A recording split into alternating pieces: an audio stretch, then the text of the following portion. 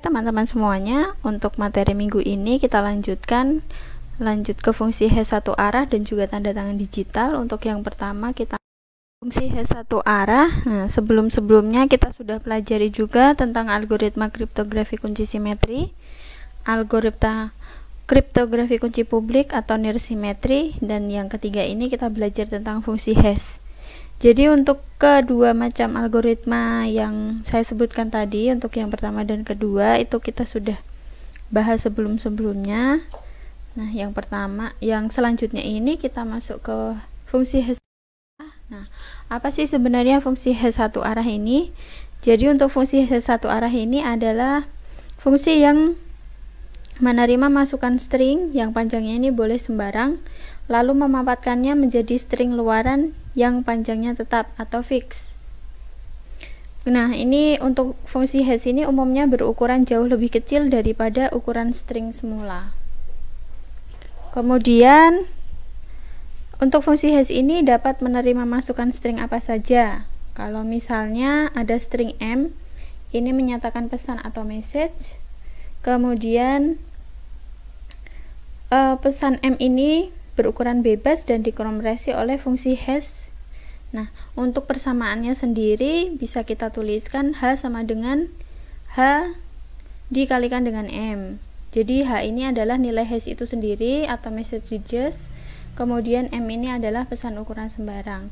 Nah, ini ada contohnya. Kalau misalnya ada ini M nama lain dari fungsi hash sendiri. Kemudian untuk ada beberapa. Yang pertama adalah fungsi kompresi atau kontraksi, atau biasanya disebut sebagai compression function. Kemudian ada juga cetak jari, fingerprint. Kemudian ada cryptographic checksum, message integrity check atau MIC. Ada juga manipulation detection code atau MDC. Jadi ini beberapa nama lain dari fungsi hash itu sendiri. Untuk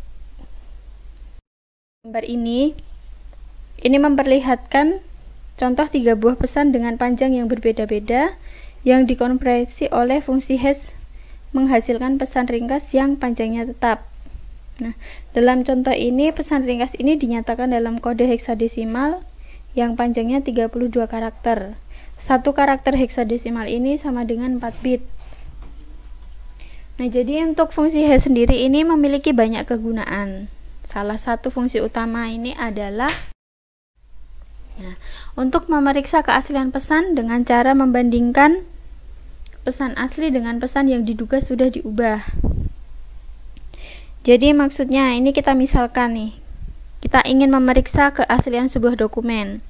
Jadi nilai hash dokumen ini sudah dihitung sebelumnya dan disimpan di dalam file terpisah. Misalkan dokumen tersebut diduga sudah diubah, maka untuk menguji keasliannya, kita hitung nilai hash dokumen tersebut. Kemudian kita bandingkan dengan nilai hash yang telah disimpan sebelumnya. Nah, jika nilai hash keduanya ini sama, berarti dokumen tersebut masih asli. Tetapi jika berbeda, berarti dokumen ini sudah diubah. Nah, dalam hal ini, nilai hash ini bisa berfungsi sebagai MIC atau message integrity check. Kemudian kita mulai masuk ke fungsi hash satu arah atau one way function. Jadi fungsi hash satu arah ini adalah fungsi hash yang bekerja dalam satu arah. Maksudnya adalah pesan ini dapat dikompresi menjadi message digest, tetapi message digest-nya ini tidak dapat dikembalikan lagi menjadi pesan semula. Nah, dua pesan yang berbeda ini akan selalu menghasilkan nilai hash yang berbeda pula. Bahkan jika perbedaan itu hanya 1 bit saja, itu juga akan menghasilkan perbedaan. Untuk sifat-sifat fungsi hash ini berdasarkan dari Sneyer pada tahun 1996. Yang pertama itu adalah fungsi H dapat diterapkan pada blok data berukuran berapa saja. Yang kedua adalah H menghasilkan nilai H dengan panjang tetap atau fixed length output. Kemudian yang ketiga, Hx ini mudah dihitung untuk setiap nilai X yang diberikan. Yang keempat, untuk setiap H yang dihasilkan tidak mungkin dikembalikan nilai X sedemikian sehingga Hx sama dengan H. Nah, itulah sebabnya fungsi H ini bisa dikatakan fungsi hash satu arah atau one way hash function. Untuk yang kelima, untuk setiap x yang diberikan, ini tidak mungkin mencari y tidak sama dengan x sedemikian sehingga hy sama dengan hx. Dan yang terakhir itu adalah tidak mungkin mencari pasangan x dan y sedemikian sehingga hx sama dengan hy. Jadi keenam sifat ini penting sebab sebuah fungsi hash ini seharusnya berlaku seperti fungsi acak. Jadi sebuah fungsi hash dianggap tidak aman jika yang pertama dari sifat-sifat fungsi hash ini secara komputasi dimungkinkan menemukan pesan yang berkesesuaian dengan pesan ringkasnya. Dan untuk yang sifat yang kedua, ini terjadi kolisi atau collision, yaitu terdapat beberapa pesan berbeda yang mempunyai pesan ringkas yang sama. Kemudian untuk masukan fungsi hash ini adalah blok pesan M dan keluaran dari hashing blok pesan ini sebelumnya. Jadi ini fungsi hash itu bekerja secara iteratif. Kemudian untuk persamaannya bisa dilihat di layar. Jadi untuk skema fungsi hash ini bisa kalian lihat pada gambar. Nah, jadi fungsi hash ini adalah public atau tidak dirahasiakan dan keamanan ini terletak pada sifat satu arahnya. Ada beberapa fungsi hash satu arah yang sudah dibuat atau mungkin sudah tidak asing lagi bagi kita orang IT. Ada MD2, MD4, MD5, ada SHA juga atau secure hash function. Ada juga kecak, ada black dan masih banyak yang lainnya.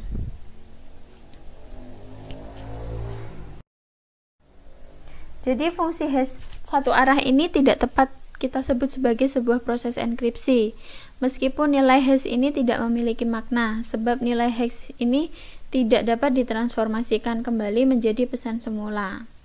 Nah, alasan lainnya yaitu adalah proses hashing ini tidak menggunakan kunci. Nah, kemudian ini contoh-contohnya tadi beberapa sudah saya sebutkan. MD itu maksudnya adalah message digest. Untuk aplikasi fungsi hash satu arah ini ada beberapa. Yang pertama yaitu adalah menjaga integritas data. Jadi fungsi hash apapun, salah satunya adalah MD5, ini sangat sensitif terhadap perubahan pesan, bahkan jika perubahan ini hanya sebesar 1 bit.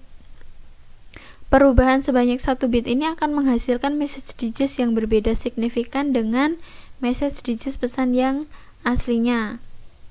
Seperti yang kalian ketahui, karena perubahan 1 bit pada satu blok pesan ini akan menjalar ke blok-blok pesan lainnya.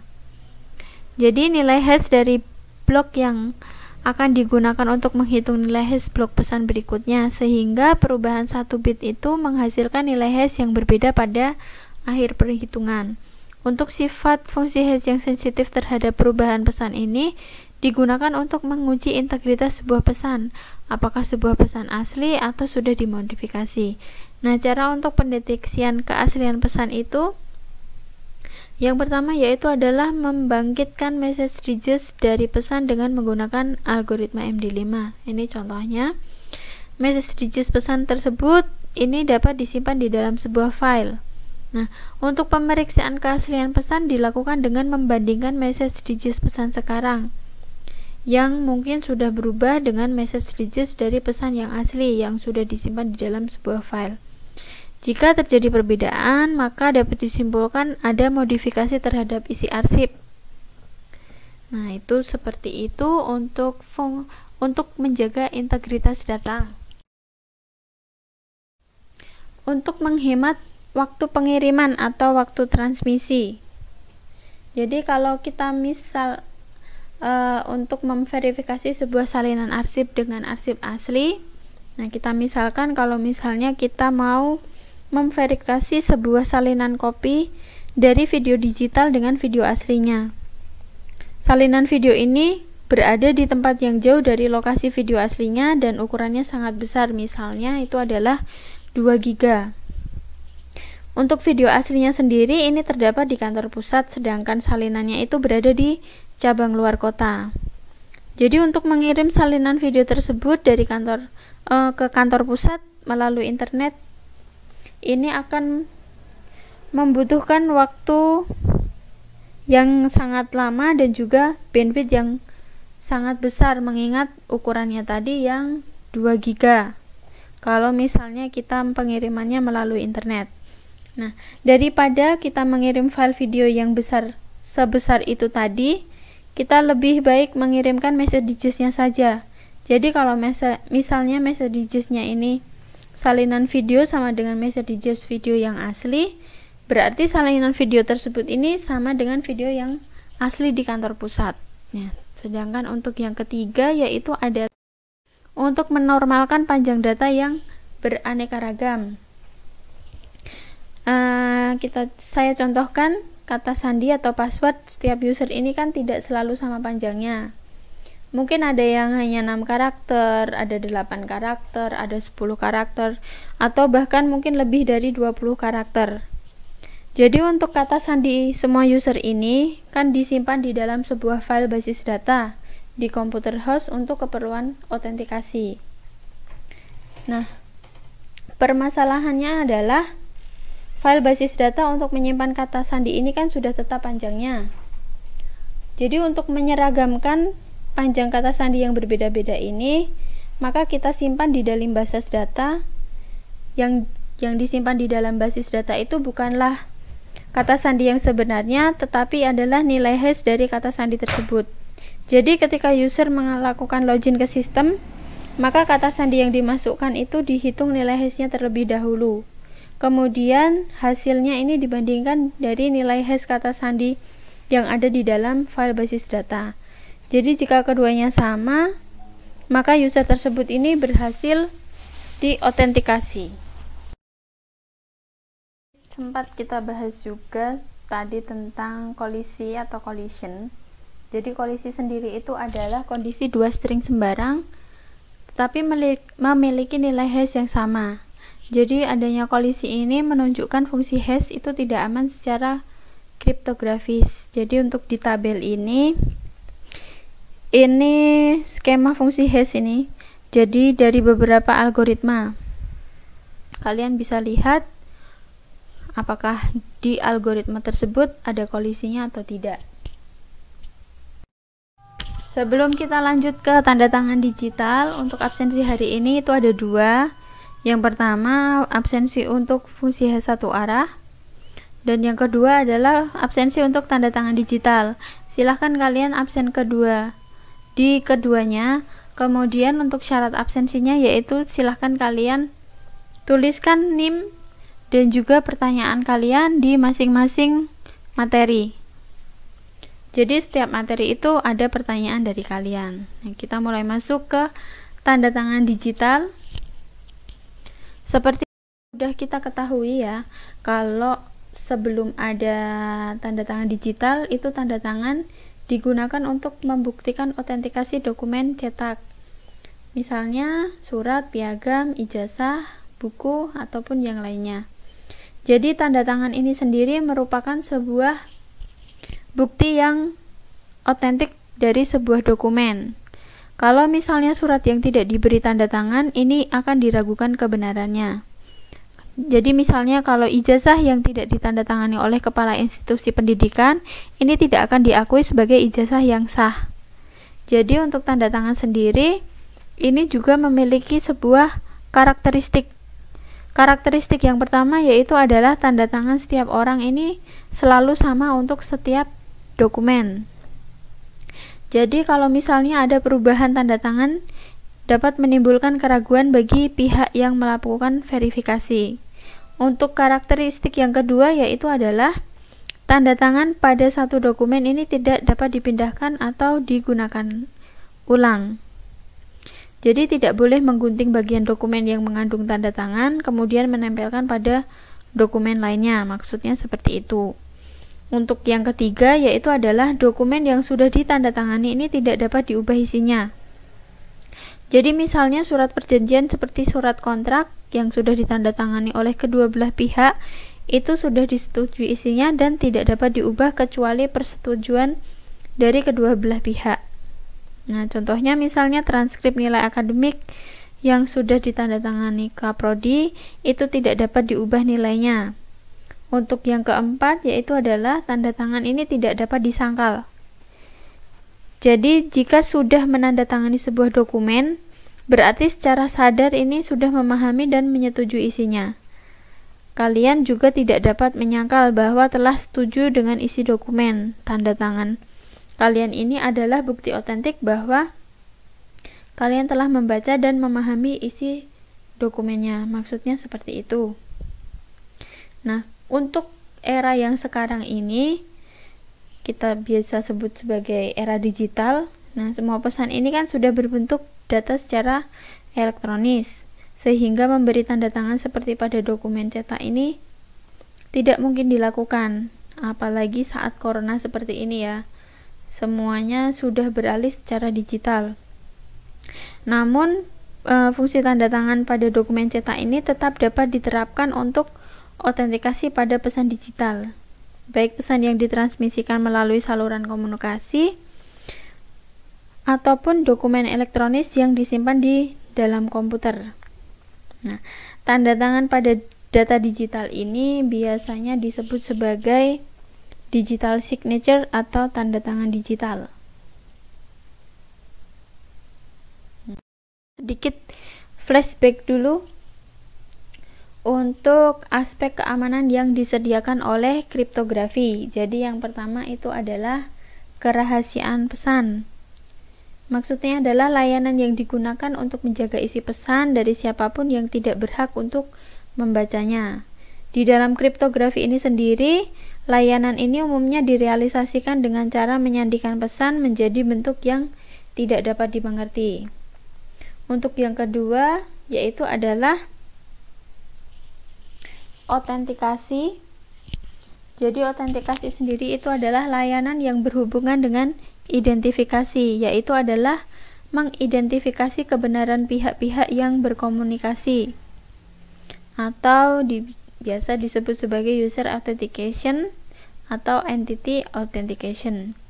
Jadi maksudnya adalah dua pihak yang saling berkomunikasi harus dapat mengautentikasi satu sama lain, sehingga pesan yang dikirim dan diterima ini memang benar dari pengirim dan penerima yang sesungguhnya.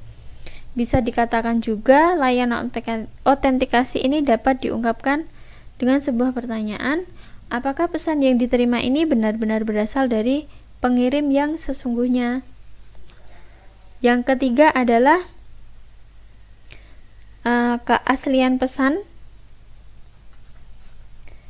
Maksudnya adalah layanan yang menjamin bahwa pesan ini masih asli atau utuh atau belum pernah dimanipulasi selama pengiriman. Nah, maksudnya di sini itu adalah aspek keamanan ini dapat diungkapkan sebagai pertanyaan, apakah pesan yang diterima masih asli atau tidak, atau sudah mengalami perubahan. Nah, jadi untuk menjaga integritas data ini sendiri, sistem harus memiliki kemampuan untuk mendeteksi manipulasi pesan oleh pihak yang tidak berhak atas pesan tersebut. Antara lain itu adalah penyisipan, penghapusan, ataupun pensubstitusian data ke dalam pesan yang aslinya. Dan yang terakhir itu adalah anti penyangkalan.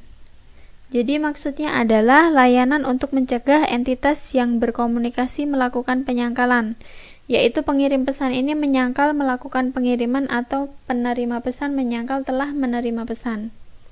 Untuk ilustrasinya sendiri itu adalah, kalau misalnya ilustrasi kita tuangkan dalam sebuah kalimat, saya menyangkal telah mengirim pesan ini termasuk isinya. Jadi ini kalau untuk yang aspek pertama ini bisa diselesaikan dengan enkripsi ataupun dekripsi. Sedangkan untuk yang untuk nomor 2 sampai 4 ini kita bisa selesaikan dengan digital signature. Jadi untuk fungsi tanda tangan pada dokumen kertas itu sendiri, ini kita bisa terapkan juga untuk autentikasi pada data digital. Ini contohnya adalah pesan ataupun dokumen elektronik. Untuk tanda tangan digital ini sendiri bukanlah tanda tangan yang didigitisasi dengan alat scanner atau dinamakan sebagai digitized signature, ataupun juga tanda tangan yang dibuat dengan pena elektronik. Jadi yang pada di gambar ini bukanlah sebuah tanda tangan digital. Jadi tanda tangan digital ini sendiri adalah suatu nilai kriptografis yang bergantung pada isi pesan dan pengirim pesan. Artinya adalah pesan yang isinya berbeda meskipun dari pengirim yang sama ini memiliki tanda tangan digital yang berbeda pula. Jadi hal ini sangat kontras dengan tanda tangan pada dokumen kertas yang bergantung hanya pada pemberi tanda tangan dan selalu sama untuk semua dokumen. Jadi dengan tanda tangan digital, fungsinya ini masih sama seperti tanda tangan pada dokumen cetak, yaitu sebagai alat untuk autentikasi. Nah, ini contohnya adalah tanda tangan digital yang sebenarnya. Itu sebuah pesan yang tidak bisa dibaca. Nah, cara untuk menandatangani pesan yaitu adalah ada dua cara. Yang pertama itu adalah enkripsi pesan. Maksudnya adalah mengenkripsi pesan dengan sendirinya. Ini juga menyediakan ukuran autentikasi. Pesan yang terenkripsi ini sudah menyatakan bahwa pesan tersebut telah ditandatangani. Yang kedua adalah menggunakan kombinasi fungsi hash dan kriptografi kunci publik. Jadi tanda tangan digital ini dibangkitkan dari hash terhadap pesan. Jadi untuk nilai hash ini merupakan sebuah kode ringkas dari pesan, dienkripsi dengan algoritma kriptografi kunci publik, dan tanda tangan digital ini dilekatkan pada pesan. Kita bahas yang pertama, yaitu penandatanganan dengan cara mengenkripsi pesan, yaitu adalah menggunakan kriptografi simetri. Jadi pesan yang dienkripsi dengan algoritma simetri ini sebenarnya sudah memberikan solusi untuk autentikasi pengirim dan keaslian pesan. Karena kunci simetri ini hanya diketahui oleh pengirim dan juga penerima. Jadi kalau misalnya Bob ini menerima pesan dari Alice, maka ia percaya pesan itu dari Alice. Mengapa? Pesan ini pasti dari Alice karena selain Bob, hanya Alice yang mengetahui kunci rahasia K. Sehingga ketika pesan ini dienkripsi dengan kunci K, hasilnya adalah pesan bermakna. Untuk pihak ketiga yang tidak mengetahui K, ini tidak dapat menghasilkan ciphertext lain yang dapat didekripsi dengan K. Selanjutnya adalah Bob yakin isi pesan tidak diubah selama transmisi sebab pihak ketiga yang tidak mengetahui K ini tidak tahu cara mengubah bit-bit di dalam ciphertext untuk menghasilkan perubahan yang diinginkan pada plaintext. Nah, tapi algoritma simetri ini tidak dapat menyediakan suatu mekanisme untuk mengatasi masalah penyangkalan, yaitu jika salah satu dari dua pihak, baik Alice ataupun Bob, ini membantah isi pesan atau telah mengirim pesan. Karena hanya Alice dan Bob yang mengetahui kunci rahasia. Nah, maka Alice ini dapat menyangkal dengan mengatakan bahwa Bob yang mengirim. Demikian pula Bob juga dapat menyangkal dengan mengatakan bahwa pesan tersebut dibuat oleh Alice. Jadi untuk kasus ini kita tidak dapat melakukan anti penyangkalan untuk membuktikan bahwa salah satu pihak ini sudah berbohong. Nah, untuk mengatasinya, supaya kita dapat melakukan anti penyangkalan dengan kriptografi kunci simetri, maka diperlukan juga pihak ketiga yang dipercaya oleh pengirim atau penerima. Nah, untuk pihak ketiga ini atau penengah ini biasa kita sebut sebagai arbitrage. Jadi ini saya contohkan, kalau misalnya BB ini sebagai Big Brothers, itu adalah otoritas arbitrage yang dipercaya oleh Alice dan Bob. Kemudian BB ini memberikan kunci rahasia KA kepada Alice dan kunci rahasia KB kepada Bob. Nah, di sini hanya Alice dan BB yang mengetahui KA dan begitupun sebaliknya.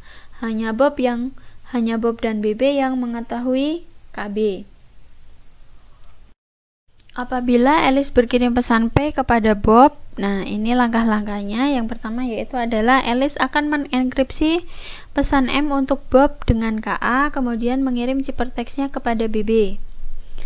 Jadi di sini BB ini melihat bahwa pesan dari Alice, kemudian mendekripsi pesan dari Alice dengan KA. Yang ketiga adalah BB membuat pernyataan S bahwa ia menerima pesan dari Alice, kemudian menambahkan pernyataan tersebut pada plaintext dari Alice. Yang keempat, BB ini mengenkripsi bundle pesan M ditambahkan dengan S dengan KB, kemudian mengirimkannya kepada Bob. Bob kemudian mendekripsi bundle dengan KB.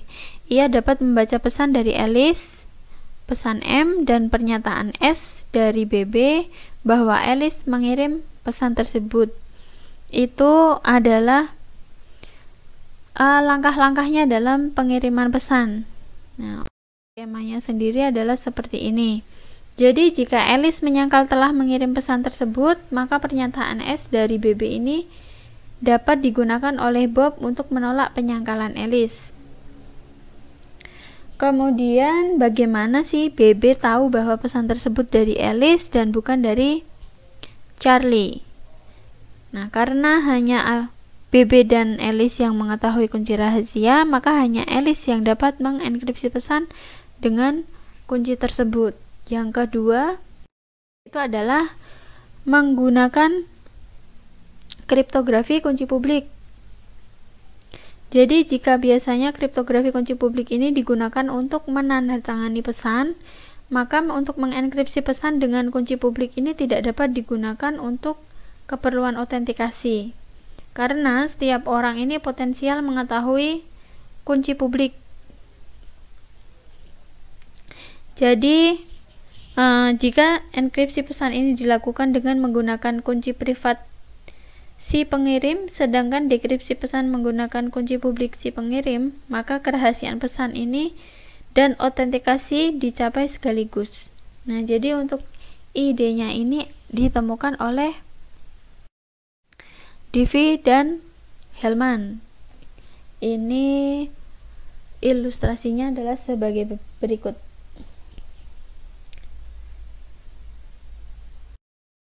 Jadi ini prosesnya, proses untuk menandatangani pesan oleh si pengirim. Itu bisa kalian lihat di layar. Kemudian untuk pembuktian autentikasi ini juga bisa kalian lihat di layar.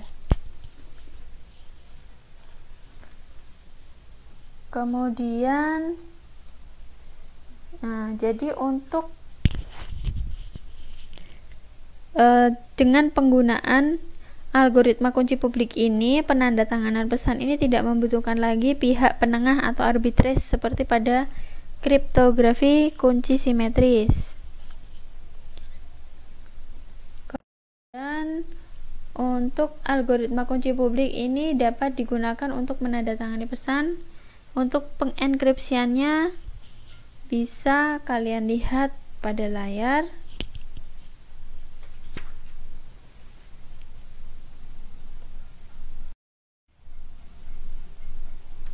Jadi ini kalau misalnya M adalah pesan yang akan dikirim, jadi pesan M ditandatangani menjadi pesan terenkripsi S dengan menggunakan kunci privat SK si pengirim.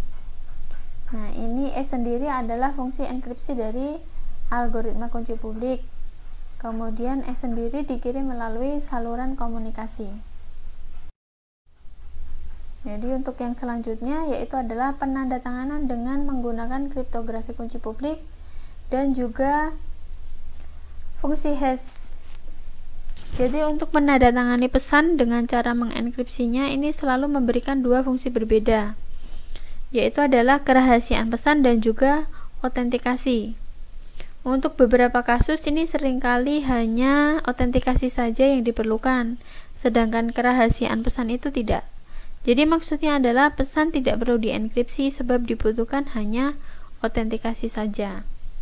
Untuk kasus yang sedemikian rupa, maka kombinasi fungsi hash dengan algoritma kriptografi kunci publik ini dapat digunakan. Jadi tanda tangan ini diperoleh dari hasil enkripsi terhadap MD dari pesan. Pesan yang tidak dienkripsi ini dikirim bersama-sama dengan tanda tangan digital. Kemudian penerima pesan akan memverifikasi tanda tangan digital dan mencocokkan dengan message digits dari pesan. Mekanisme dari tanda tangan digital ini dikombinasi fungsi hash dan algoritma kriptografi kunci publik. Ini ada dua subproses. Yang pertama itu adalah signing atau biasa disebut atau istilahnya adalah membubuhi tanda tangan digital. Yang kedua itu adalah verifying atau memverifikasi tanda tangan digital. Jadi untuk skemanya sendiri, skema tanda tangan digital yang menggunakan fungsi hash adalah seperti ini.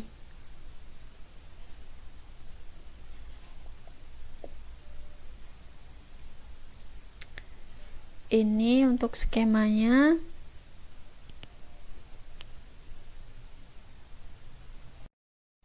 Jadi untuk autentikasi ini dapat dijelaskan untuk yang pertama, yaitu adalah apabila pesan M yang diterima sudah berubah, maka hak aksen itu adalah message digits yang dihasilkan dari fungsi hash berbeda dengan hash semula. Ini berarti bahwa pesan tidak asli lagi.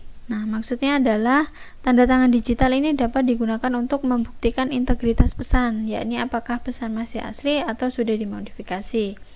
Yang kedua, apabila pesan M tidak berasal dari orang yang sebenarnya, maka message digits ini dihasilkan dari persamaan H sama dengan H dikalikan dengan M berbeda dengan message digits H aksen yang dihasilkan dari proses verifikasi H aksen H dikalikan dengan M.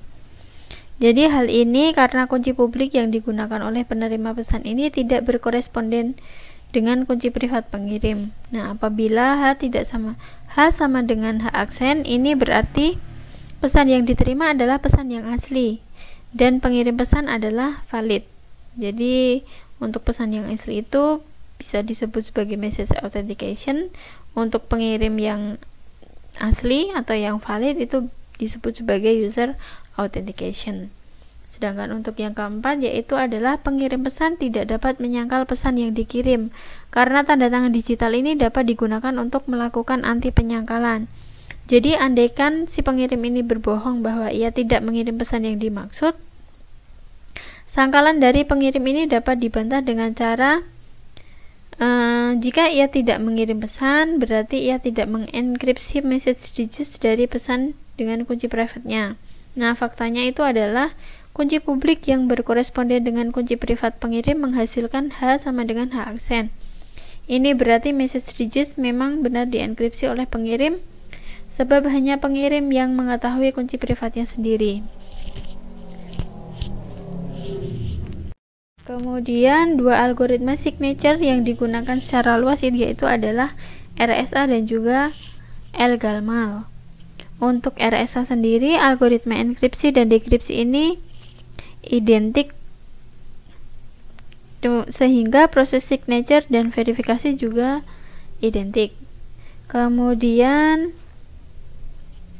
selain RSA ini terdapat juga algoritma yang dikhususkan untuk tanda tangan digital, yaitu yang pertama ada Digital Signature Algorithm atau DSA. Ada juga untuk DSA sendiri ini merupakan bakuan untuk Digital Signature Standard atau DSS.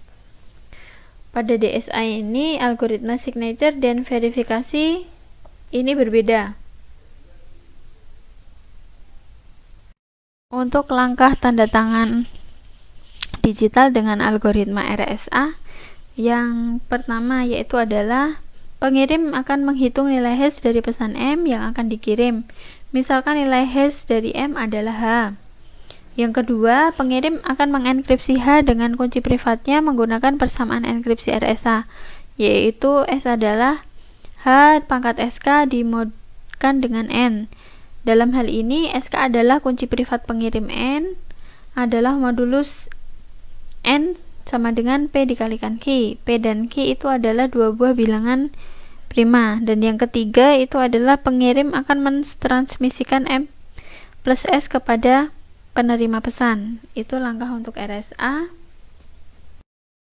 Kalau tadi cara untuk membubuhkan tanda tangan digital, untuk yang sekarang itu adalah langkah verifikasi tanda tangannya.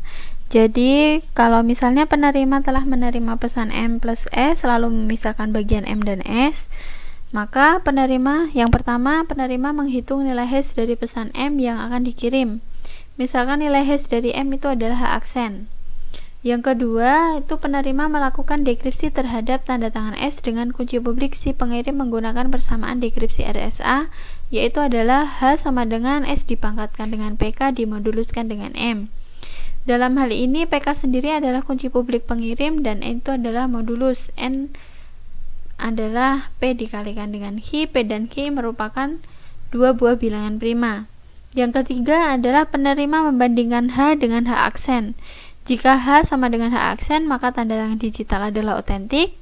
Jadi, jika tidak sama, itu tanda tangan tidak otentik, sehingga pesan ini dianggap tidak asli lagi atau pengirimnya bukan pihak yang sebenarnya. Jadi, untuk materi minggu ini, kita sampai di sini. Kita masih punya 2 pertemuan lagi sebelum perkuliahan berakhir.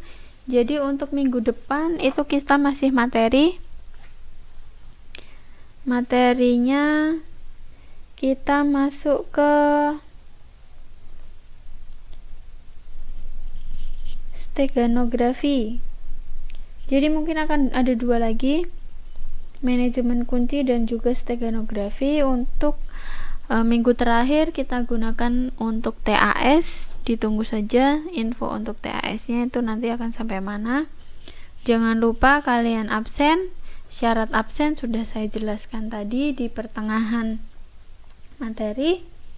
Untuk pertemuan hari ini sampai di sini saja. Terima kasih.